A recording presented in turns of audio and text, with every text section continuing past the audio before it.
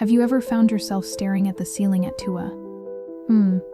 Your mind foggy with countless thoughts, wondering how to summon the strength for a new day. Life can feel like an endless storm, especially for women navigating a world that often demands more than it gives. Yet, within these tempests lies a quiet power, a lighthouse to guide us, Stoicism. As a young American philosopher, linguist, storyteller, and advocate for women's resilience, I invite you to explore 8 timeless Stoic lessons crafted to transform challenges into stepping stones. These aren't just abstract ideas, they're tools forged in the fires of real women's lives. Women who've faced heartbreak, societal chains, and unrelenting storms, only to rise stronger. Picture a single mother balancing work and dreams in a cramped apartment, or a young girl defying norms to claim her education. Women like these are the heartbeat of this journey. With 9,000 words of inspiration ahead, let's dive into a philosophy that centers you, the woman, as the architect of your own freedom. Embrace the present moment fully. What if the secret to surviving life's chaos lies in the breath you're taking right now? Life throws curveballs, deadlines loom like thunder clouds, heartbreak stings like a winter wind, and the weight of expectations can feel unbearable. I think of Sarah, a 32-year-old nurse I met in Philadelphia who worked grueling night shifts during the pandemic while raising 2 kids alone. Her hands trembled as she described the exhaustion, the fear of failing her family. Yet, she found solace in a simple truth Marcus Aurelius gifted us. You have power over your mind, not external events. Realize this, and you will find strength. This isn't just poetry, it's a lifeline. Sarah couldn't stop the hospital's demands or her ex-husband's absence, but she could choose to pause, breathe, and anchor herself in the now. For women, the present is often stolen by what society expects us to be: perfect mothers, tireless workers, silent bearers of pain. But when you stand in this moment, feeling the air on your skin or hearing the hum of life around you, you reclaim your power. It's not about ignoring the storm, it's about deciding how you'll face it. Imagine a young woman in rural Alabama, denied college by a family who saw her worth in marriage alone. She sat under a tree one humid afternoon, journal in hand, and chose to focus on the page before her, not the future they'd scripted. Each word she wrote was a rebellion, a step toward resilience. Embracing the now doesn't erase the struggle, it lights a path through it. Every breath you take builds wisdom, strength, and a quiet defiance against a world that tries to pull you under. So, when the fog of overwhelm creeps in, root yourself here. This is where you thrive. Cultivate gratitude.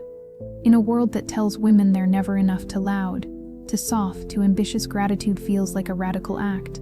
Life's hardships pile up, missed chances, unmet desires, the sting of being overlooked. But what if shifting your gaze could shift your soul? Seneca, a Stoic sage, whispered across centuries, true happiness is to enjoy the present without anxious dependence upon the future. This isn't about chasing more, it's about cherishing what's already yours. Think of Maria, a Latina immigrant I spoke with in Texas, who fled violence with nothing but her daughter and a suitcase. She told me how, in a cramped shelter, she found joy in her child's laughter over a shared cup of tea. That tea wasn't just a drink, it was a lifeline of love in a sea of loss. Gratitude isn't blind optimism. It's a shield women can wield against life's storms. For every door slammed shut may be a promotion denied. Because she's too emotional, there's a window cracked open. The friend who listened, the sunrise that greeted you. And yes, even challenges hold gifts.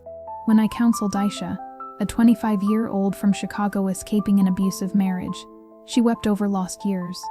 But as we talked, she saw how each scar taught her courage. Gratitude turned her pain into power. It's not about pretending the struggle doesn't exist, it's about finding light within it. Pause today, feel the warmth of your coffee, hear a loved one's voice, and let that spark build a foundation no storm can shake. For women, this is rebellion, to see beauty where the world sees lack.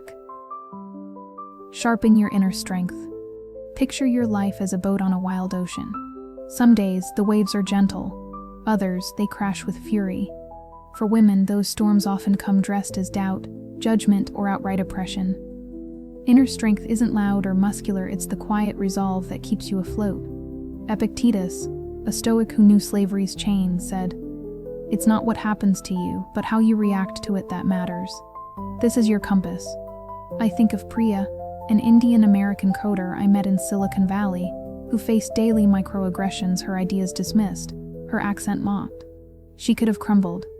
Instead, she honed her mind, her heart, her will. Each slight became fuel to rise. Women's strength is tested in ways men rarely fathom, balancing careers with caregiving, fighting for a voice in rooms that silence them. It's in the single mom who works 2 jobs, the survivor who rebuilds after trauma. Building this strength isn't a one-time feat, it's daily. It's choosing to speak up, to learn from a fall, to see a challenge as a chance to grow. When Priyal ended a lead role after years of being sidelined, it wasn't luck, it was her soul's endurance. Your storms don't define you. Your steady hand on the helm does. Nurture this, and you'll not only weather the tempest, you'll chart new horizons. Practice patience. Patience isn't weakness, it's power in bloom. Think of a flower unfurling slow, deliberate, stunning in its time. Women's lives often feel rush-pushed to marry, to mother, to succeed on someone else's clock. But Marcus Aurelius reminds us, time is like a river, sweeping away all events in a moment. You can't force the current, but you can ride it with grace. I met Elena, a 40-year-old artist in New York, who spent decades caring for aging parents while her peers built careers. She felt left behind until she embraced her rhythm. Her paintings, born of quiet waiting, now hang in galleries. For women, impatience often stems from a world that demands instant perfection. Yet, strength lies in trusting your season. When I was 28, broken and published, I ached to arrive. But waiting taught me resilience, each rejection a petal unfolding. Patience isn't passive, it's preparation. It's knowing your moment will come, whether it's a dream job or a healed heart. Next time you feel the itch to rush, picture that flower, that river. Your time is worth the wait, and when it blooms, it'll be yours alone. Be acutely aware of the extent of your power. Life's storms, thunderous setbacks, lightning-quick judgments test every woman's core. You can't hush the gale, but you can light your own way. Epictetus declared, "We cannot choose our external circumstances, but we can always choose how we respond to them." This is your dominion. Consider Jamila, a Somali refugee I met in Minnesota, who arrived with nothing but her will. She couldn't stop war or poverty, but she chose to learn English, to work, to build a life. Her kindle in the dark was her choice. Women face storms others can't imagine. Systemic bias, unspoken rules, the weight of should. But your power isn't in controlling the chaos, it's in commanding yourself. When I faced online trolls tearing apart my writing, I couldn't silence them. I could, however, write louder. You can't stop the rain, but you can ants in it or step inside. Knowing what's yours to shape frees you. It's the first step to thriving, not just surviving. When dawn breaks, the storm won't matter, your choices will. Learn from adversity. Adversity is life's forge, and women are its steel. Picture a blacksmith hammering metal, each blow shapes, strengthens, refines. Seneca said, "Hardships strengthen the soul, just as labor fortifies the body." Challenges aren't curses, they're catalysts. I think of Rosa, a 50-year-old teacher in Los Angeles, who lost her husband to cancer and her job to cuts. She could have broken. Instead, she tutored kids in her community, turning grief into purpose. Her trials sharpened her. Women's lives are riddled with fire, glass ceilings, body shaming, the exhaustion of being strong. But each scar is a lesson. When I failed my first book pitch, I saw it as defeat until I realized it taught me grit. Adversity isn't the enemy, it's the artist sculpting you. Embrace it, and you'll emerge not just whole, but extraordinary. Rose's students now call her their rock. Your hardships are crafting a masterpiece, trust the process. Pursue the path of wisdom. Wisdom isn't a crown for the elite, it's a gift for the brave. Seneca urged, throughout your life, dedicate yourself to learning how to live. This is your quest. For women, wisdom often means unlearning lies about worth, about limits, and seeking truth. I met Lynn, a Vietnamese-American student in Seattle, who fought her family's push to marry young. She read, questioned, grew her mind, her rebellion. Wisdom isn't facts, it's questions, humility, growth. Every woman's journey offers lessons. From a boss's critique, a child's insight, a quiet moment alone. It's listening, observing, evolving. Lynn's pursuit led her to a scholarship, a life she chose. Wisdom is your compass through life's maze. Cherish the search, for it's the reward. Cultivate compassion. Have you ever wondered about the battles behind a stranger's smile? Compassion eyes us together. Marcus Aurelius said, "What injures the hive injures the bee." When we lift others, we rise. I met Fatima, a 35-year-old in Detroit, who fed homeless women despite her own struggles. Her kindness wasn't pity, it was shared strength. For women, compassion counters a world of division.